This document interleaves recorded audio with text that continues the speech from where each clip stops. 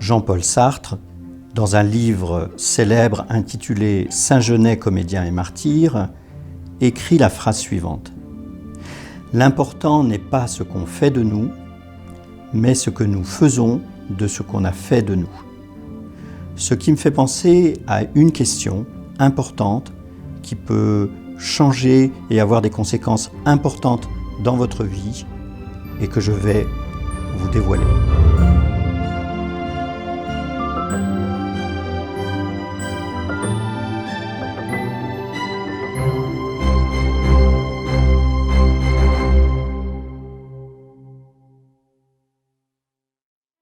Maladie, maltraitance, coups durs, nous pouvons avoir tendance à attribuer nos difficultés à la fatalité, la faute à pas de chance, à la conjoncture. Bien sûr, ça peut être cela, mais en ayant ce type d'interprétation, nous avons tendance à oublier et à omettre une question fondamentale qui peut tout changer.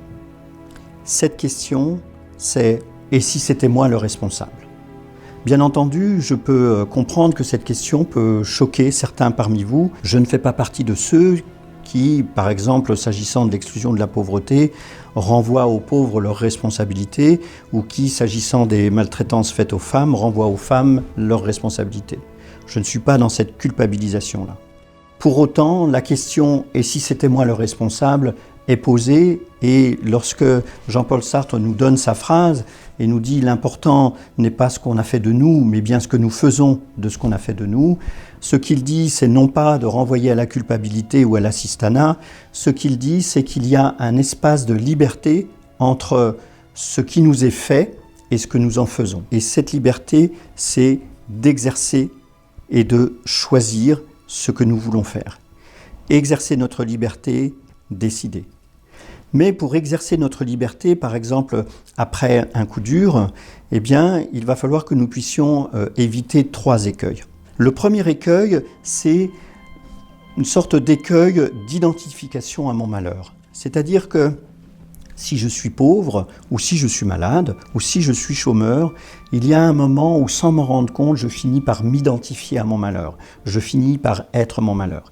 Et quand je fais ça, je fige la situation, et du coup, je ne peux plus exercer la liberté qui consiste à dire « mais qu'est-ce que je vais faire de mon chômage ? Qu'est-ce que je vais faire de ma maladie ? Qu'est-ce que je vais faire de la maltraitance qui m'est arrivée ?» Or, dans « qu'est-ce que je vais faire » et dans « en quoi je suis responsable de ce que j'en fais », il y a un espace qui est un espace de croissance, de transformation, qui est un espace pour grandir.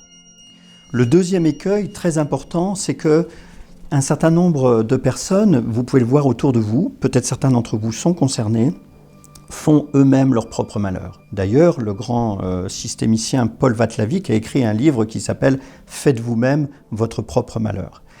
L'idée qu'il y a derrière, c'est que comme j'ai été victime, comme j'ai subi quelque chose, je vais avoir, sans m'en rendre compte, ce qu'on appelle une compulsion de répétition. C'est-à-dire vont répéter à l'infini ce qui leur a été fait et vont prolonger les difficultés, là encore en se privant de la liberté, parce que dans la compulsion de répétition, je refais et je n'ai plus de liberté de décision. Ce que nous dit Jean-Paul Sartre, c'est que nous pouvons toujours décider, et donc nous pouvons décider de ne pas répéter et de faire autre chose. Et puis le troisième écueil important lorsqu'il s'agit d'exercer sa liberté, c'est au fond de ne pas éviter sa responsabilité, d'être totalement responsable. Parce qu'à partir du moment où je cherche à redécider de ce que je vais faire, de ce qui m'a été fait, à partir de ce moment-là, ça veut dire que je prends la responsabilité de ma vie, je redeviens auteur de ma vie, et à la fois c'est passionnant et ça va me permettre de croître à nouveau, mais en même temps, ça veut dire que je suis totalement responsable. Et un certain nombre d'entre nous, de manière un peu inconsciente, peuvent éviter cette responsabilité. Ça leur permet de rester dans la plainte, ça leur permet de continuer à s'identifier à leur malheur, et à tout prendre, c'est quelque chose qu'ils connaissent et qui au fond est plus facile que d'exercer sa responsabilité.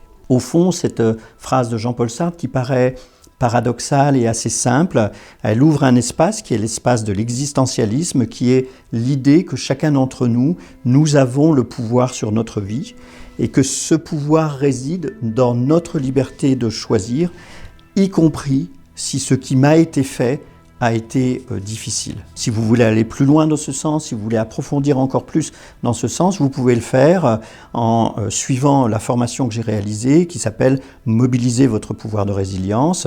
C'est une formation en 4 étapes et vous la trouverez dans le lien qui se trouve en description de cette vidéo et c'est une formation totalement gratuite. J'en ai terminé pour cette vidéo, j'espère qu'elle vous sera utile dans la manière dont vous prenez en charge votre pouvoir sur votre vie, de la manière dont vous allez pouvoir devenir auteur. Et je vous dis à très bientôt pour un nouvel épisode sur la chaîne Résilience et Puissance.